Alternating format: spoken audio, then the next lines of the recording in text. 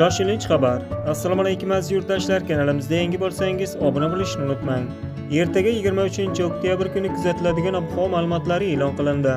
Unga ko'ra Qoraqalpog'iston Respublikasi, Xorazm viloyatida havo biroz bulutli bo'lib, kechasi va ertalab ayrim joylarda qisqa muddatli yomg'ir yog'ishi kutilmoqda. Kechasi 5-10 daraja, kunduz kuni 21-26 darajalik bo'ladi.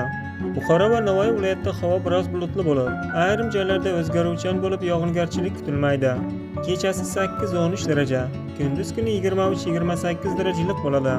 Toshkent, Sirdaryo va Jizzax, Samarqand viloyatlarida havo biroz bulutli bo'lib, ayrim joylarda o'zgaruvchan bo'lib yog'ingarchilik kutilmaydi. Kechasi 8-13 daraja, kunduz kuni 23-28 darajalik bo'ladi. Qashqadaryo va Surxondaryo viloyatlarida havo biroz bulutli bo'lib, ayrim joylarda o'zgaruvchan bo'lib yog'ingarchilik kutilmaydi. Kechasi 8-13 daraja, kunduz kuni 25-30 darajalik bo'ladi. Andijon, Namangan, Farg'ona viloyatlarida havo biroz bulutli bo'lib, ayrim joylarda o'zgaruvchan bo'lib yog'ingarchilik kutilmaydi. Kechasi 8-13 daraja, kunduz kuni 23-28 darajalik bo'ladi. Respublikaning tog'oldi va tog'li hududlarida havo biroz bulutli bo'lib, ayrim joylarda qisqa muddatli yomg'ir yog'ishi ehtimoli bor.